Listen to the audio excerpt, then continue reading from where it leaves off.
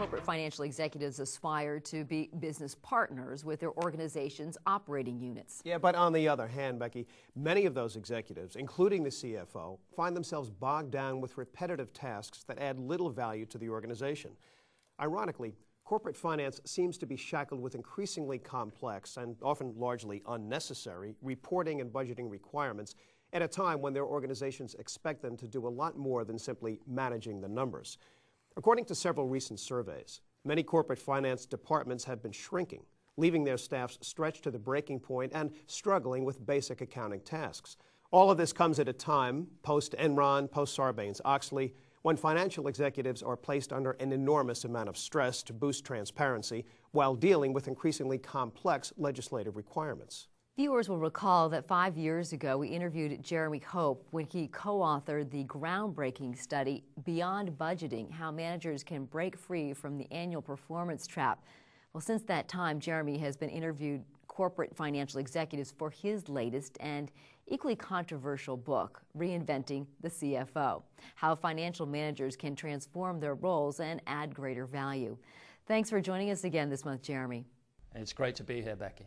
As I just mentioned, your new book is titled Reinventing the CFO. So tell me, why does the CFO have to be reinvented? Well, for one big reason, it seems to me. We're still operating with a management model that is largely owned by the CFO, that was developed 70 or 80 years ago.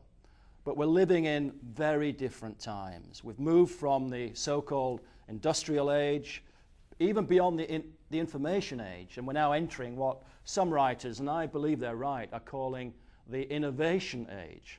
And to be innovative, we have to grow the top line. And we can't grow the top line by giving directing it from the center. It has to be encouraged and enabled by the model itself. And most of our management models, the way that we set targets, recognize and reward people, measure performance, those three things in particular are geared for efficiency and control, not for innovation and renewal. So that's a big reason. Well, that does make sense. And you said it was the major reason.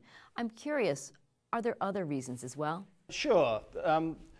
The work of finance has changed quite dramatically over the past 10 years. In the past, it's been good enough for most CFOs and most finance teams to just do the basic things well, to close the books on time, to get the accounts out, to get the reports out in some sort of reasonable time, and to meet the requirements of the board and their shareholders, to be good stewards, to be good controllers. Hence the labels that they have of being bean counters and number crunchers.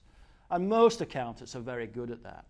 But increasingly they're finding it's not enough.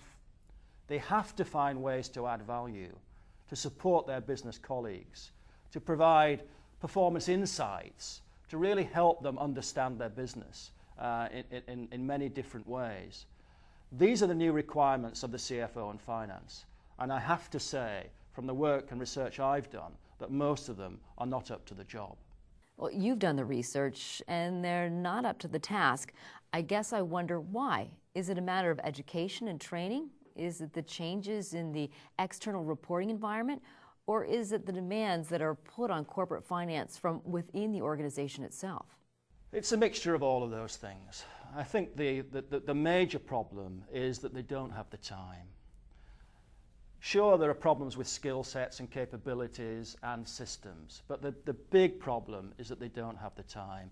If you look back 10 years, if a finance department had 100 people 10 years ago, it's probably got 30 or 40 now. We've benchmarked downwards. The pressure has been on cutting costs and being more efficient. So we've just cut the numbers, but we haven't cut the work.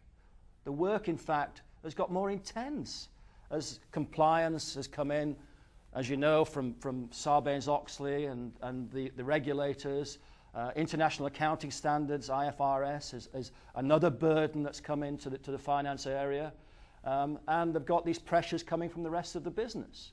These are all crowding the space of finance, making it more difficult for them to do what they really want to do. Because all surveys show that finance is under more pressure, more stress than ever before.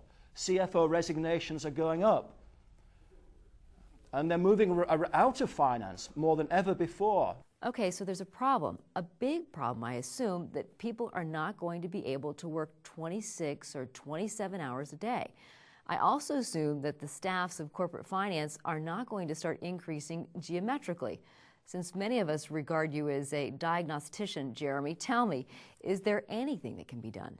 The point you make is absolutely right. You know, increasing resources is not an option. So we have to redistribute the work. You know, whatever happened to the paperless office? You know, where's the dividend from all the billions that we've spent on ERP systems? It's just not there. It's in the ether somewhere. You know, what's going on?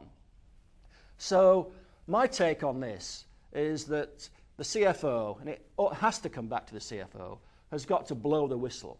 He's got to say, hang on a second, we're going in the wrong direction.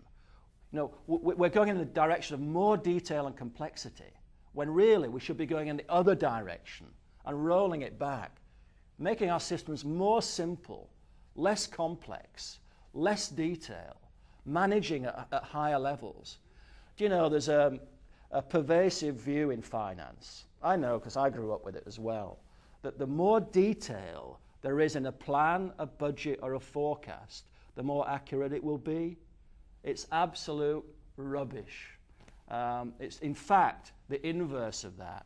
And Alfred Rappaport, who was the founding father of value-based management, said that he's never found a business yet anywhere in the world that can't be, whose 80% of its value cannot be explained with less than 6 value drivers.